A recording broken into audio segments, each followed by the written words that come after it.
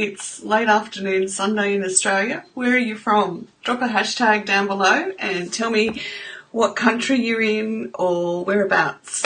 Because in Australia it's autumn and in Queensland it is beautiful. Today I want to talk to you very briefly about the documentary The Magic Pill.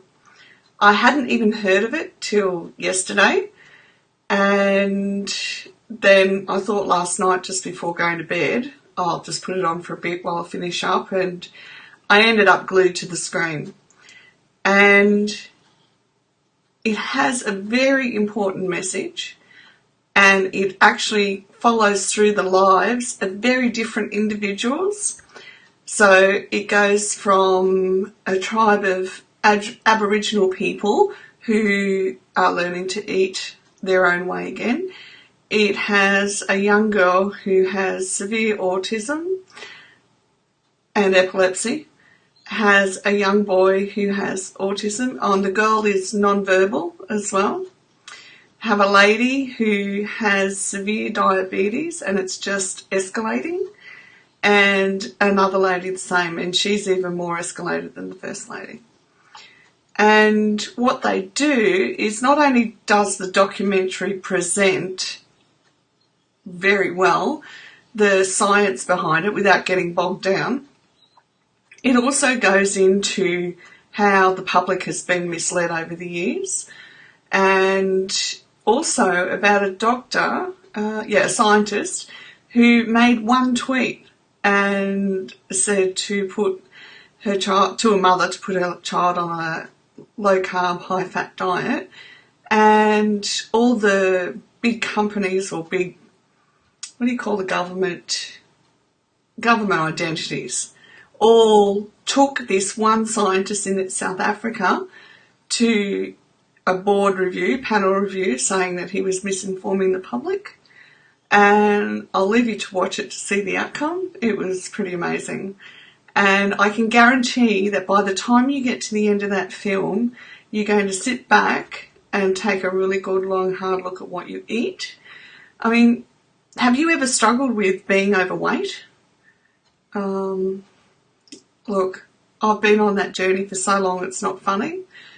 And it really gives clear answers. Now, 10 weeks ago, I hadn't heard of this film and the documentary, and it actually only came out at the beginning of this year. But Netflix has got it on now, and I forgot to have a look to see if you can just Google it and pull it up, but it's quite possible that you can. If you can't, Netflix, it's worth it. It's only like $7 a month, and you get access to a whole range of stuff. But anyhow, this isn't about Netflix. So I want to encourage you just to watch the documentary if you struggle with your health, if you struggle with being overweight, and if you struggle with anything, like you're taking any medication that's related to the brain, to take it. Me personally, I was so unwell, I needed a full-time carer. This is 7 years ago. And over the time, I became more and more well in that I did exercise physiologist. I did all sorts of dietary stuff, like you wouldn't believe. You name it, I've probably tried it. I had food delivered to make sure I wasn't overeating. I was at gym up to 5 times a week, on and on and on. And for the last 18 months, nothing, and I mean nothing, had shifted in my body. And I just kept going and kept going and kept going, hoping that eventually something would shift. But it wouldn't. And I couldn't for the life of me work out why. Anyhow, a lady on Facebook said to me that my body is only burning the fuel that I'm putting into it now. It's not actually burning the fat away. And I said to her, is this some, ever skeptical me, is this some funky, cult thing that you're trying to introduce me to? I was like, I'd never heard of a ketogenic way of eating, or keto for short. I'd never heard a thing, even though a lady at my church has successfully followed it for some time, actually 2 ladies. It never had registered with me, but I reached the point where I was desperate. I was absolutely desperate for my brain to be well so I could sit here and talk. I was desperate for my brain to be well so that I can go on and heal and live a full life, okay? And I was desperate for it to heal so that my body could heal. That's why if you see on my page, I've had a victory that my heart rate's gone up. I would do stuff at gym and I literally couldn't get my heart rate to escalate past enough to get me to 10 or 15 minutes at the most on a bike. And I have a very strong, focused mind, so it's got nothing to do with willpower, okay? Nobody goes to gym for 18 months and has nothing happen and keep going. But I do, because my willpower is that I want to live my life to the fullest possible extreme. And so I got to the end of my line where I would have kept going to gym, but food-wise, I had no idea what was wrong. And after I watched this film, it made me realise, because I ate a lot of chicken, but that's all I ate, like chicken and salad or chicken and vegetables, okay? But I didn't eat a lot of other stuff. I'd have oats for breakfast and a sandwich for lunch. So when people looked at me, and people do, they're very, very judgmental, and okay, no worries. They'd look at me and they'd say, yeah, right, you're at gym 5 times a week. You can see it plastered all over their face. Look at the size of it, you know. But I used to laugh because I knew at some point the good would happen. And we can't let other people's opinions rule our life, or we'll never get anywhere. But inside of me, I was crying because I knew that I wasn't a fat person. I mean, obviously physically I was, but I knew it wasn't representative of who I am as a person. So anyhow, when this ketogenic way of eating was suggested by someone on Facebook, I went, you know what, I've got zero to lose. Zero to lose in having a go. Okay, now a lot of people freak out about it. There's nothing to freak out about. It's zero sugar. Zero. And if you watch any of the information on sugar, they tell you that sugar is like more addictive than cocaine. Have you heard that? I only heard about it, I think I heard it years ago, and I just went, yeah, right. But you know what? Because I've become so self-aware of what's happening with my body, when I came off the sugar, I really could feel how my brain would hook in and crave the sugar. So what happens then is the sugar makes us feel hungry all the time. So it's almost like, for me, oh yeah, the brain will go off, process that much sugar, and then once it's finished, it's like, oh, well, you're hungry again. And I found this over the 18 months. I'd be like, but I know I'm not hungry. Like inside of me, I know I have eaten enough food. I'm not hungry. But then it triggers the brain, you're hungry, eat.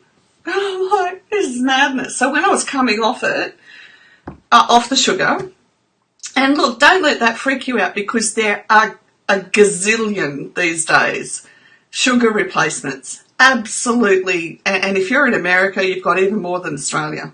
Okay? There are so many. Just check the carbs though. If you go on keto, just check the amount of carbs. I'm trying, anyhow, we'll go there later. I'll look into the best one for it.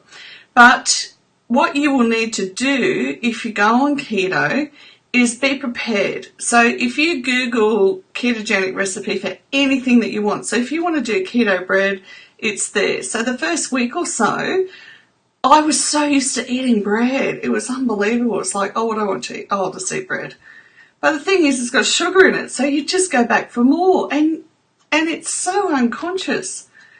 But in the movie, you get to see what happens to people literally. And if you look back at my photos too, you can see the difference in me in just 10 weeks. So I'm at the point where I can't wait for 2 years to be up, because in 2 years, it'll be different to now, okay? It works. It is effective and it works and it heals your body from the inside out. Now, I don't know why they're calling it the magic pill. I didn't look into that because I watched it really late at night, but I'll show you that's what you'll see when you go looking for the movie. So if you just Google the magic pill, whatever country you're in, you'll be able to find where it's showing, as in not at the movies, it's been there, as in whether it's Netflix or somewhere else, or as I said, it might even be on YouTube by now. But I want to encourage you to have a go. And even if you do as I did, like I didn't want to throw out all my food because I actually had good food. So I just, as I ran out of chicken, I'd go and buy bacon. Oh, my sincere apologies. And for me, I came from the era where we were told you don't eat fat.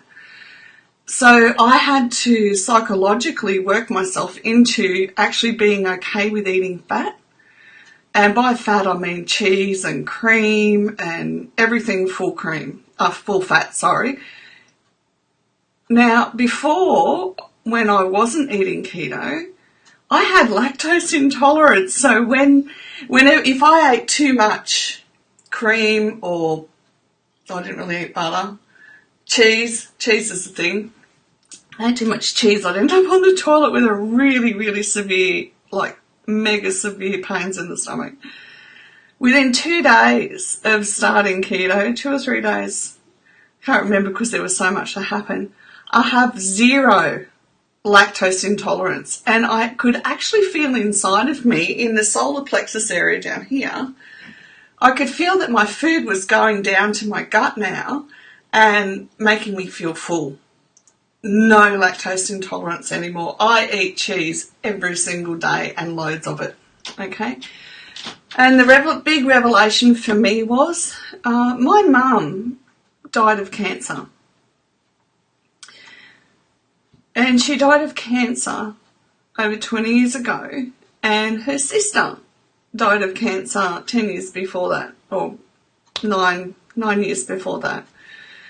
And when I was watching this last night, I just wanted to cry, because if my mum had been eating keto, there would have been hope from the perspective that when she was trying to treat her cancer for herself, she was just eating juices, just having pure straight fructose, which is sugar, which triggers everything in your body.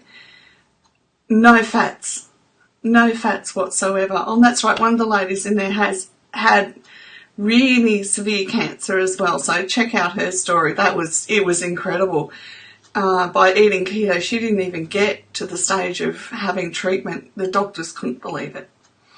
If you do the research behind it, you'll see that any practicing professional who writes about it or has a comment, they usually go, well, these aren't what you would call industry standards. So they say, oh, we haven't done enough research. Well, you know what? They've done enough research short term for us to know that we're safe enough to try it. So go to your GP if you need to. Me, I didn't, because I know me. But if you need to go to your GP because of your health conditions, then do so, okay? You can get blood tests to make sure you're okay. Your GP can help guide you through it.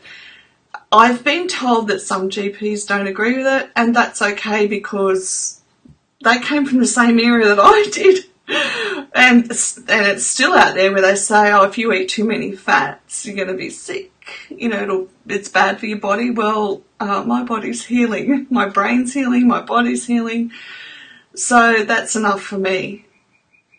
Do what you need to do. The easiest thing to do is Google. Actually, I'll show you. I can get one for you so that you can, what you'll be able to do is pause this and just make a list, or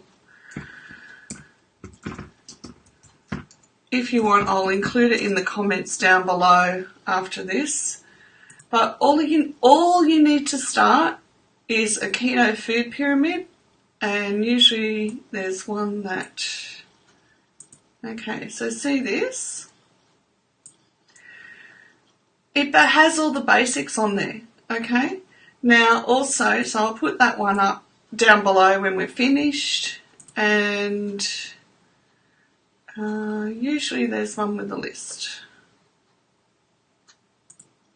Oh, hang on, there's a better one. Oops. Here we go. Sorry, it's just loading.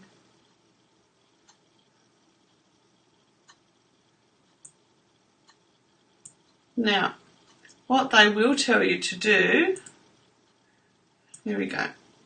So this one as well. Oops. Oh, I knew that would be good. It's bigger. Hang on a sec. Okay, so what I'll do with this one is put it down below because it's a bit big here. Now, there are online keto groups as well that you can jump in and get heaps of information from. A friend of mine started it. Her and her husband are on it. They're losing size as well. And it's a good thing. Okay, so if you have any questions, feel free to comment down below. And that's all for now. All right, talk to you soon. Bye.